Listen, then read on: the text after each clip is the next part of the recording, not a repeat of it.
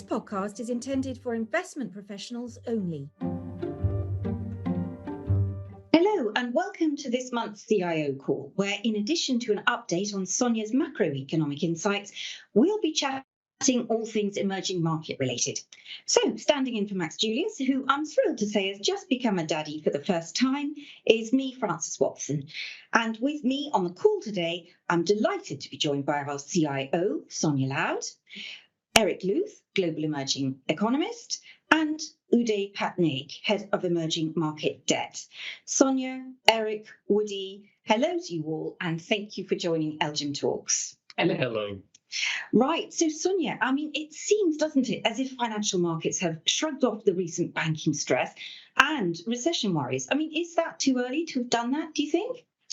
Yes, I think the very short answer is yes, we believe this is too early, but it's great that we have the emerging market focus today because there's probably a bit of an explanation why global markets have been more positive, because clearly we have had better data and a bit of a growth stimulus coming from the region. But in a nutshell, the balancing act remains that we still have relatively high and particularly core inflation across the developed world, and it will remain a balancing act for central banks, hence to make sure that the medicine, i.e. the rate hikes, will be commensurate in bringing core inflation down. Now, as we know, it's the time lag that is clearly not working so far, and that we're waiting to see the actual impact on the underlying economy.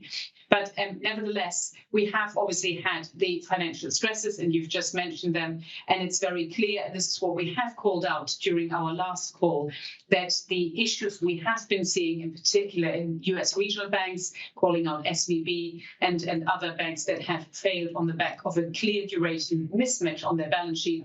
We have had Credit Suisse that we have clearly called out as an idiosyncratic risk here in Europe. And it seems that so far we have not seen further stresses in the banking sector. Now, as we have focused and stressed last time, it is not that we have expected further stresses, but we have expected that clearly lending would come down further. And in fact, what we have been seeing is on the back of the stresses in the US is the biggest 2-week decline in lending by banks. And again, there is a lag effect until it hits the real economy. And so we shouldn't shrug off that it's all good because it was isolated events in terms of the banking stresses. The impact on the real economy is yet to come. And again, will add to the balancing act of central banks, because it is up to them to judge how much the reduction in credit availability to the economy will actually do their job, and they might not have to hike to the extent required prior to the banking stresses. Another interesting stat actually is that we have seen almost $8 trillion in deposits leaving the banking system since the start of the hiking cycle. So these are numbers that will slowly work through economic activity and will finally lead to the slowdown that we still expect. We haven't changed our forecast. That's very important. But as I said, equity markets are a bit more buoyant, and same to fixed income, and we will come to some of the reasons. But in a nutshell, and at the core, it's about the balancing act between inflation coming down, but probably stickier than expected, the understanding of how, with a lag, interest rates will work its way through the economy, the inevitable slowdown, and we can debate on whether this is a recession or just a slowdown, but it will, at the end of the day, hit earnings of companies. And this is what we're focusing on. This is why we will remain very cautious on risk assets, because we don't think that we have seen the bottom in economic activity and in earnings as such. And we believe there's a better entry point at a later point this year. Okay, I'm still reeling from some of the statistics that you've just quoted at me, Sonja. But let's turn to Erik now. Emerging market growth dynamics, Erik, seem to be better placed than those of the developed markets. Is that a fair assumption? And what do you think are the key drivers behind that? Yeah, I think that's a fair point. We are not predicting stellar growth in emerging markets compared to their history. And the reasons are, as Sonja mentioned, we are going to see very weak growth in the US and Europe, possibly a recession in the second half. And these economies have tightened their monetary policy quite a bit, and that's going to feed through. So growth will not be stellar, but importantly, it will be better than in the US and in Europe. And also the growth differential between those two will widen, and that tends to be a good signal for example, emerging market equity performance relative to DM equity performance. Why is the growth performance better and improving relative to DM? That's clearly China, the reopening, the rebound from its zero COVID policy.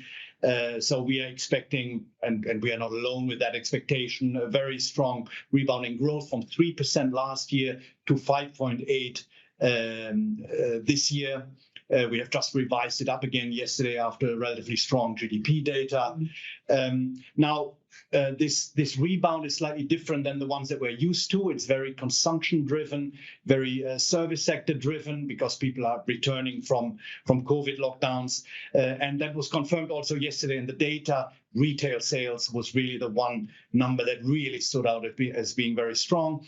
And while previous rebounds were often driven by investment. And so we expect the spillovers globally to be somewhat less than in the past, but still to be notable and to have an impact on emerging markets. So domestic driven rather than export this time, which is typically what China's been, hasn't it? I mean, I just wonder though, how you differentiate between emerging markets as an asset class, because there are so many countries. You've got China, Asia, you've got LATAM.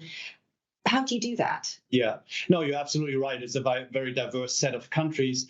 But one thing that most of them actually have in common, they are all driven by what's happening in China. You can see that, for example, the example of manufacturing emerging market economies and commodity exporting emerging market economies. They're very, very different. I mean, the interest rates are much lower in manufacturing exporters and so on. But you have most of them in Asia, so they're close to China, and that's how the manufacturing exporter are affected through their proximity, and they are within the supply chains. And then you have the commodity exporters, most of them in Latin America, far away, but through this commodity link, because China is so big and such a big demander in global commodity markets, you have that link. So that is really what binds them together, I would say. Okay, that's interesting. I didn't know that. So, Woody, if I could just turn to you as head of emerging market debt. I mean, if we assume that we're in the stages of a late cycle environment, how do you think investors should be positioned for that stage of the cycle? Well, there's several points I would make here. First of all, if the assumption is that the US goes into a shallow recession, very likely these growth estimates for emerging markets relative to DM will hold. And just to highlight these growth differentials, according to the IMF, their most recent numbers, the growth differential this year between emerging markets and developed or advanced economies is set to be about 3%. Now, this is the most significant growth differential for about 10 years. Next year, 2024, the growth differential is currently set to increase to about 3.1%. Okay, so it is quite meaningful. Now, the other points that I would mention is that, again, EM, as Erik mentioned, isn't a homogeneous asset class, and there are going to be clearly some winners and some losers. But what I would say is that, Asia, especially tourism from China, is going to be meaningful, and you're going to see that in South Asia. So countries like Thailand, you're seeing it already in Sri Lanka, for example.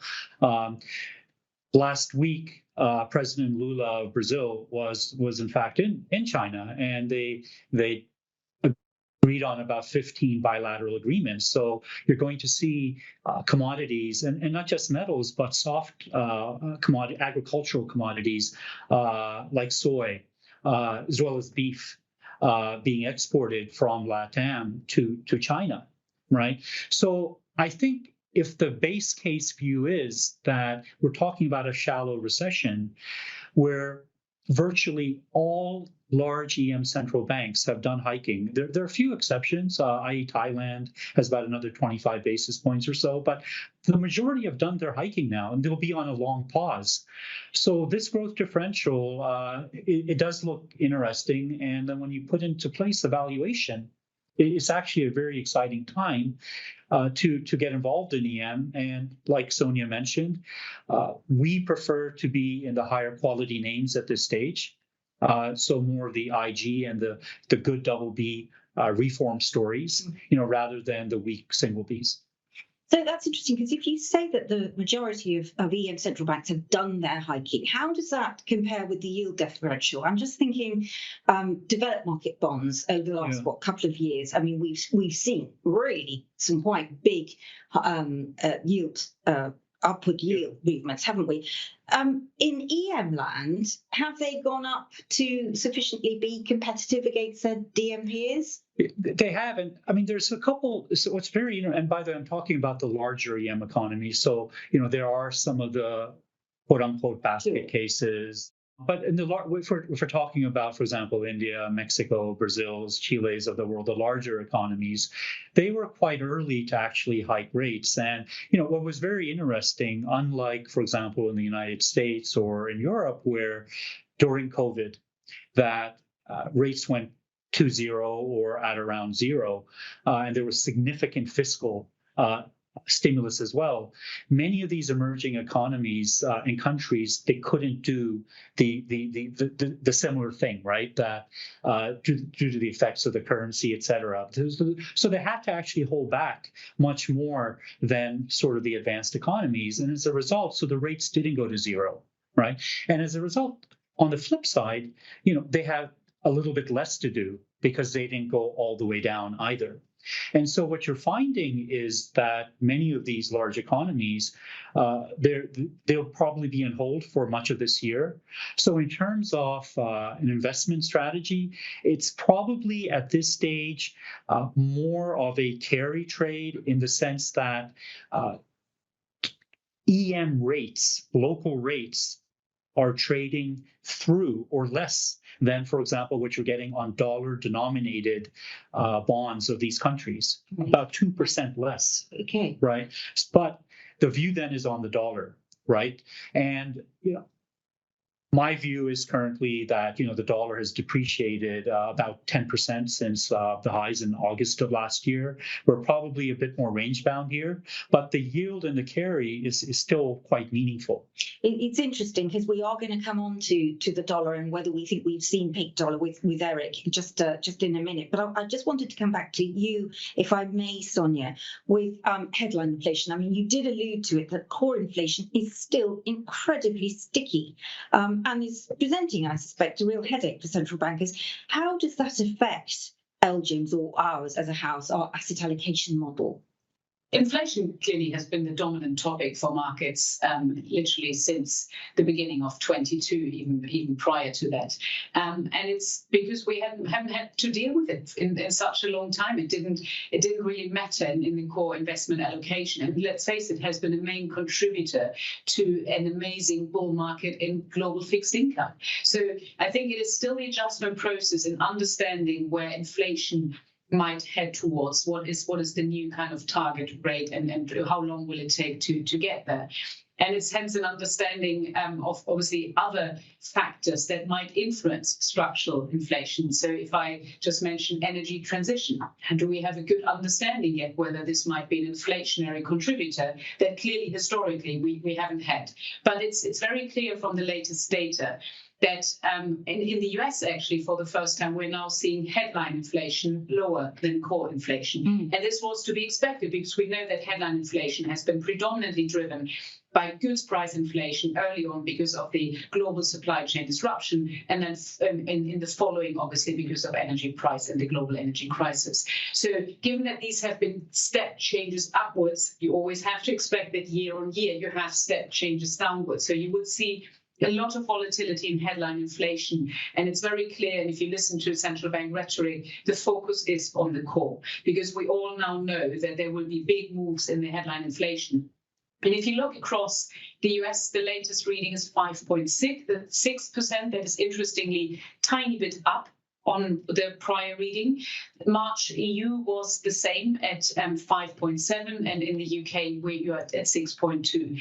These are still far away from the 2% target. So even if we see a moderation for central banks, it will all be about how fast this will be moderating towards the 2% target. And there's still the assumption now that both the Fed and the ECB will go ahead in May with further hikes unless we see a meaningful shift in the underlying data. And that brings me back to the disruption potentially from the tighter lending standards. Banks clearly are less willing to offer credit to the broader economy, and that is the balancing that will unfold. As I said earlier, we haven't changed our forecast, and Erik alluded to it as well. We do still expect a meaningful slowdown, a recession in the second half. And so far, there's nothing in the activity data that would change our view. And as such, for markets, this balancing act, I think, will still create volatility. It's very important to understand, how you position against this. And we have made it always very clear that with that balancing act, volatility is probably your only constant. Fixed income in particular, you will see more tactical opportunities. Everything that Uday has just said around the relative attractiveness of areas, I wanted to call out as well. Emerging market, interestingly, have been faster in hiking rates than developed market this time. It hurts. But this is an advantage because you will see some of the bigger emerging markets are already done with their hiking cycle, whereas we're still, trying to figure out when are we done with the Fed, when is the ECB done, when is the Bank of England done, because you don't have the clarity in the underlying data. Don't be mistaken, the cycle works the same everywhere. So interest rates is a crude instrument to slow down the economy. But I think for markets, it will be very interesting to understand because there is an expectation that central banks can start cutting rates towards the end of the year. Don't be mistaken, for them to be able to do this, you need a meaningful slowdown in the economy. So the wishful thinking that we can get there somehow with no damage to the economy is wrong. One way or the other, you will have to pay. It's either you accept higher inflation or you accept the slowdown. And I think this is what we want to be very clear, and where clearly the more dynamic China numbers have appeared to help the global economic backdrop. Again, that's fine. It might be true for some sectors, but it will not change the underlying dynamics and the necessity, which all central banks have been very clear, we will need to bring inflation down. So this is still, I think, the overarching narrative. And it's very clear that particularly around the labor market, we are still waiting for clarity on how, a lot of the industrial action will work out. How will this translate into wage inflation, and what does it mean to labor market dynamics? Because if there's been one surprising element, is the strength of the labor market across actually the US clearly, but even Europe, and how this has obviously supported core inflation. Yeah, that has been a real surprise, hasn't it? But what you're saying is, don't be fooled, there will be casualties, unfortunately. Now, just let's suppose, because you did mention a couple of rate hikes before we even think about peaks, but just let's suppose that somewhere along the line, interest rates will peak and the dollar will fall, potentially. How does that play out with regards to emerging market currencies then, Erik? First of all, I would say forecasting the dollar is a little bit of a widowmaker. And that's because it's not only the currency of the United States, but it's also the currency of the world. So you have quite some cross currents there. But we kind of agree with you that it's more likely to weaken than to strengthen from here, given that even although it has fallen somewhat, it's still very expensive, and the US is done with the hiking cycle. It will probably go into recession. So it should be weaker, and that's in general good for emerging markets, emerging market currencies. I should say we don't only look at the dollar. We look at a variety of metrics to assess how attractive emerging markets are, and several of them, or I would say almost all the ones that we look at, suggest that currencies are attractive. One, for example, would be current account balances. So if you have a large current account deficit if emerging markets have a large current account deficit, that suggests that they are not very competitive, and their currencies usually have to fall for them to become more competitive. At the moment, what we're seeing is that current accounts are turning around and are becoming much stronger. That's That's because energy costs have fallen somewhat, and also because of the belt tightening that we have seen in emerging markets. So demand is not so strong, demand for imports, and that's a very strong signal for emerging market currencies. Okay, so EM balance sheets on the whole are improving. Yes. I just want to drill down to portfolios and typical allocations to emerging markets, I guess debt and equity really, Uday. And given the size of these economies, I mean, Erik's mentioned China, you've got Brazil, you've got Chile. Why is the allocation in a typical portfolio, why is it so small relative to the underlying economies? Yeah, that's actually a very interesting question. And I think there are two main reasons. One is part of it is just educating investors. So let me throw a few statistics at you, which are actually quite astounding. And I've been investing in emerging markets for about 30 years, not to age myself, but it's been a while. But the investable universe of emerging markets fixed income, as at the end of last year, 2022, was just over $26 trillion equivalent. Now, let me give some sort of perspective around that. That's about 16 times the size of the US high yield market. It's 9 times the size of the gilt market here in the UK. Wow. And it's about 4 times the size of US high grade corporates. This is just the investable universe. So, we're not including esoteric loans, et cetera, that, one couldn't get their hands on. And what you can do today in emerging markets for investors is just astounding, especially versus even 15 years ago. So I was recently in Germany talking to pension funds and insurance companies. And, a lot of the issues that they have is like, well, we want exposure, but how can we do this in a less volatile way? Well, you can only buy investment grade sovereigns or corporates, and you can choose a duration you want, i.e. you can buy short duration. There's that much depth today in emerging markets where you can do that. You can decide that you want a blend of local currency and hard currency. You can decide, I only want sovereigns that are investment grade from a particular region or sector, if that's what you're looking for. And a lot of investors don't know that. And there's also a misconception, about, for example, default rates. And we've done an analysis here, which we actually published, I think it was about a year and a half ago, looking at default rates in emerging markets for investment grade, for example, for UK insurance companies and pension funds versus the developed world. And again, go back through history and it's very similar, right? So a lot of this is education. And I think the second point I would mention is, emerging markets, the growth has been rapid.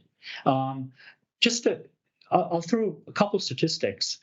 In 1995, the per capita income in sub-Saharan Africa was meaningfully greater than China. In about 28 years, China's GDP per capita now is about 5 times that of sub-Saharan Africa. So the growth in China alone, it's been astounding. Mm-hmm. In India, for example, in 2014, in dollar terms, was the 10th largest economy in the world. It's today the 5th largest economy in dollar terms. 2 years, it's forecast to be the 4th largest economy. And by 2028, the 3rd largest economy in the world. Now, what will be also interesting at that time, 2 of the 3 largest dollar economies in the world will be emerging markets economy. And in fact, if we include Japan as a developed world, 3 of the 4 largest economies in the world will be based in Asia. But this is happening, in our lifetime, and it's so rapid. And again, it goes to the education of trying to explain to investors how rapidly geopolitics are changing, economics are changing, and literally we're living through such a dynamic time. You mentioned education, though. Do you think there are also embedded risk that people haven't touched emerging markets relative to developed because of abundance of research, et cetera, et cetera? There is information asymmetry. But again, what I find usually is that, there are misconceptions, for example, about the volatility, like emerging markets is, very volatile. And I would say, but it depends. Are you investing in hard currency or local currency? Mm-hmm. Are you investing in high yield or investment grade? and your profile is incredibly different. Right. And this is something, again, this is work that we need to do. And a lot of investors, though, once you go through the exercises, et cetera, they do give us money to manage in emerging markets. So we really need to look at this on a case by case basis. I guess is the answer, isn't it? Look, there's been an awful lot of information that I have found hugely interesting. But Sonja, we've talked about inflation, we've talked about the interest rate cycle, we've talked about bank stress and credit tightening. Is there anything else that you'd like to add? Yes, and I actually would like to pick up what Uday has just said, because clearly all the factors around inflation, growth, interest rate are very near-term factors that will drive markets. And they are, in fact, very important because, as I've said at the outset, inflation hasn't been a big topic. Clearly, Uday would disagree because in emerging markets, it has been a bigger topic. But if you're looking at the big developed markets, inflation hasn't been a problem for so long. Now, what I should say as well is inflation per se is not bad. So we shouldn't get too paranoid that inflation has to hit target in, 6 months' time. The global economy can absolutely live with inflation, even if it's above 2%. What is very damaging, as we know, is rampant inflation, and clearly if inflation expectations get out of control.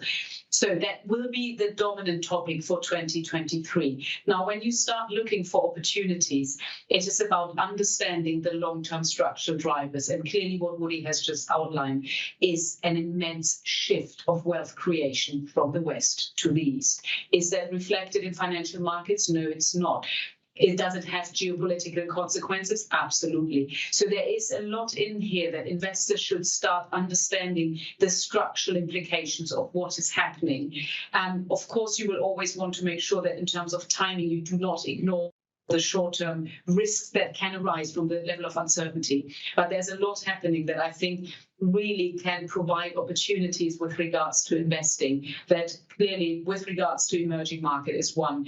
We have talked in the past about energy transition. Geopolitical risk is a threat, but is an opportunity as well.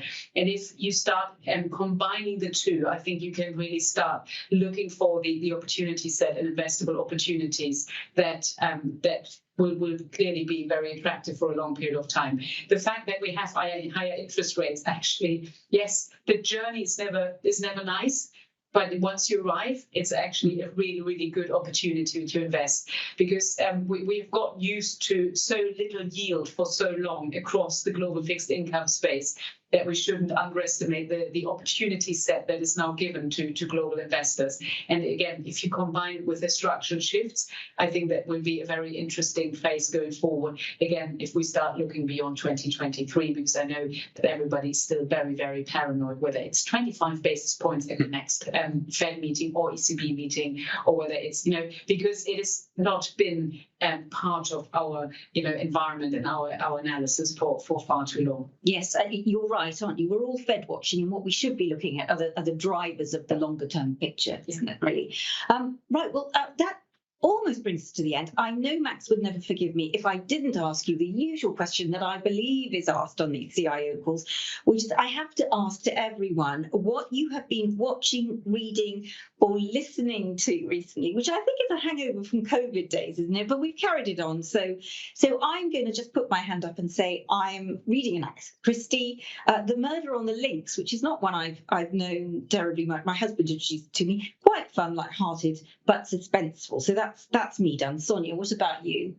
I always try to go for the rather light-hearted parts of watching and reading in my life, because clearly we're all reading enough analysis, and I could try to impress everyone with the economic books I've been reading. But I've been watching with my kids the new Mario movie. Here you go. It's actually very entertaining, I have to say. Great. We all need some downtime. Uday, what about you? So I'm actually a big American football fan, and next Thursday we have the NFL draft, which actually last Thursday, Friday, and Saturday, to the chagrin of my family. And so, I have to prepare a menu, what to eat during those 3 days. And, you have the television on. It's actually shown on television here now. So that's where I spend my free time. Great. And lastly, Erik, what about you? Yeah, not so lighthearted. I just finished a biography of Robert Oppenheimer, Shatterer of Worlds. So not much market relevance, except that markets also can do a lot of damage. I think we're all trying to get away from markets. Interesting character. Yeah. Great. Well, look, thank you so much to all of you. Just a quick reminder to our listeners that next month's CIO call, which will be at the very end of May, I believe, Sonja will be in the company of a lot of the real assets team. We've got Bill Hughes coming on, head of global real assets, and Mike Barry, director of fund management, also in real assets, so that we will be doing a deep dive into the world of real assets, and I'm looking forward to that because I think I'm hosting that one too. But in the meantime, Sonja, Woody, Erik, thank you so much for your time today, and thank you all for listening. Thank you. As a reminder, this podcast is intended for investment professionals only and shouldn't be shared with a non-professional audience. This podcast should not be taken as an invitation to deal in legal and general investments. Any views expressed during this recording belong to the individuals and are based on market conditions at the time of the recording and do not reflect the views of legal and general investment management. Forward-looking statements are by their nature subject to significant risks and uncertainties, and are based on internal forecasts and assumptions and should not be relied upon. Where individual stocks are mentioned, these do not constitute a recommendation to buy or sell any security and are for illustrative purposes only. Legal and General Investment Management Limited is authorised and regulated by the Financial Conduct Authority. For full terms and conditions, please visit our website. To find more content, you can check us out on Twitter, LinkedIn, and our website. Copyright 2022. Legal and General Investment Management Limited. All rights reserved.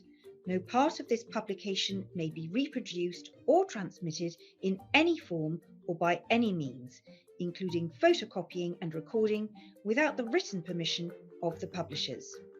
This material is issued by Legal and General Investment Management Asia Limited, the Licensed Corporation BBB 488, regulated by the Hong Kong Securities and Futures Commission, for professional investors only.